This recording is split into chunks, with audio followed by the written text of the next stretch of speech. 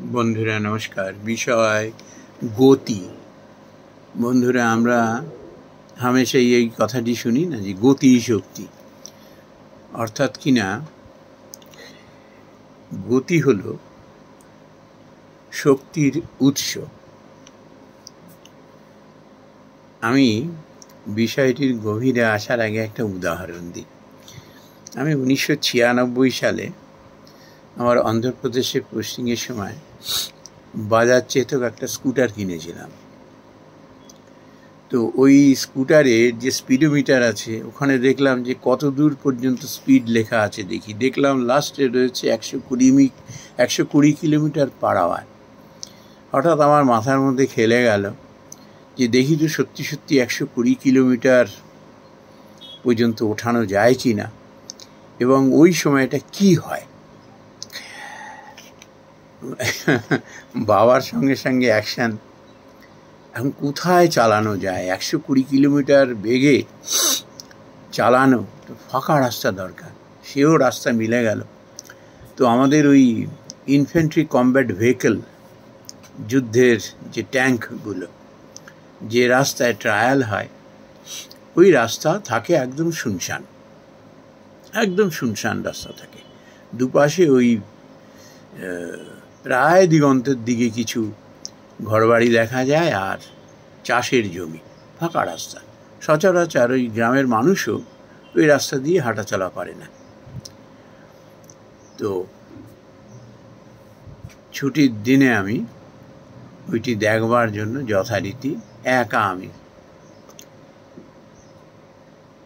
70, 80, 90 speed তোলার পরে আমি বুঝতে পারছি যে স্কুটারের কি অবস্থা হচ্ছে। কিন্তু ওই যে মাথায় ঢুকে রয়েছে স্পিডটা দেখতেই হবে।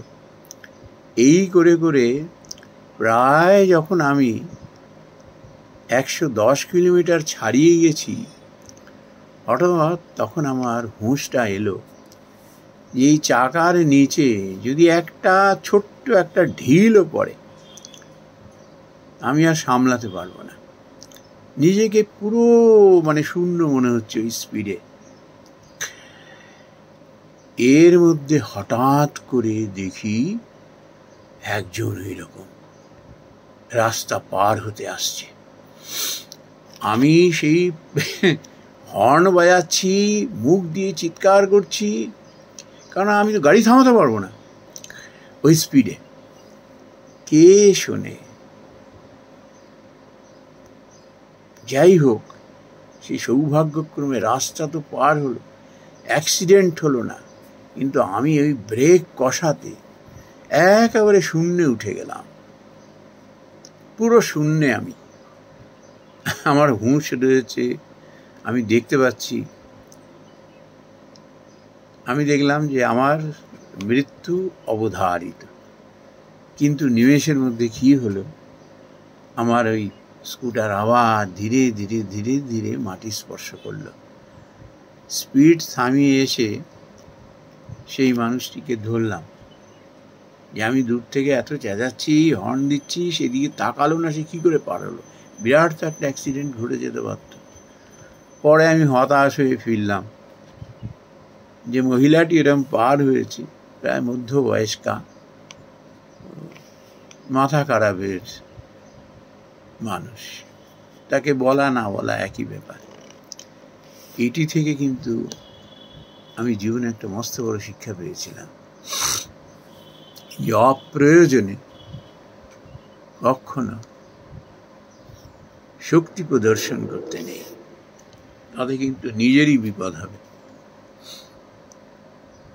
তো আমি সেই বিপদ থেকে হয়তো এই কারণেই ভগবান আমায় বাঁচিয়ে দিয়েছিলেন যে আমি একটা সত্য জিনিস পরখ করে দেখতে গিয়েছিলাম। তাই ভগবানের ইচ্ছা, অহেতুকী কৃপা, পানেও বাঁচিয়ে দিলেন, আর এই শিক্ষাটাও দিলেন যে ঠিক আছে, তুমি একটা সত্য যাচাই করবার জন্য ঠিক আছে, কিন্তু এই শিক্ষাটা এবার নাও। অকারণে কখনো শক্তি প্রদর্শন করতে যাবে না। বন্ধুরা, আমরা হামেশাই এটা করি। বিশেষ করে আস্ফালন, যেটা করার ক্ষমতা নেই, এটা মুখেই মারিতাম জগৎ, এই আমাদের একটা টেন্ডেন্সি। আর এই আস্ফালনে না ভেতরে ভেতরে গজর গজর করতে থাকি, বাইরে কিছু করতে পারি না। মনের উপর, শরীরের উপরে কি আঘাত পড়ে আমরা সেটা বুঝি না। কেউ কেউ আবার কিন্তু অসুস্থ হয়ে মারাও যান। শক্তির স্ফুরণকে ওইভাবে যে চেপে রাখে, অথবা কেউ অপাত্রে প্রকাশ করতে যায় না, নিজেরই ক্ষতি হয়। ওই জন্য শক্তির যে মহিমা, সেটিকে কেউ যদি জানতে পারে, ভগবানের দেওয়া জিনিস, একে সংগোপনে রাখতে হবে, জায়গা মতো একে প্রয়োগ করতে হবে, তবেই এর সার্থকতা। আস্ফালন করে, দুর্বলের উপরে পীড়ন করে শক্তি প্রদর্শন, অপাত্রে শক্তি প্রদর্শন, নিজের হীন ও স্বার্থ চরিতার্থ করবার জন্য শক্তি প্রদর্শন, অন্যকে ভীত ও সন্ত্রস্ত করবার জন্য শক্তি প্রদর্শন, অন্যকে লুটে নেবার জন্য শক্তি প্রদর্শন, এগুলো আসলে ভীরুতা এবং কাপুরুষতা। জায়গা মতো এরা শান্ত হয়ে যায়, ঠিক হয়ে যায়। কিন্তু যারা সাহসী মানুষ, যারা বিচক্ষণ মানুষ, they know how to retain the power, the gift of the Almighty. খুব সাদরে সেটিকে তারা রক্ষণাবেক্ষণ করতে জানেন, ভগবানের কৃপায়,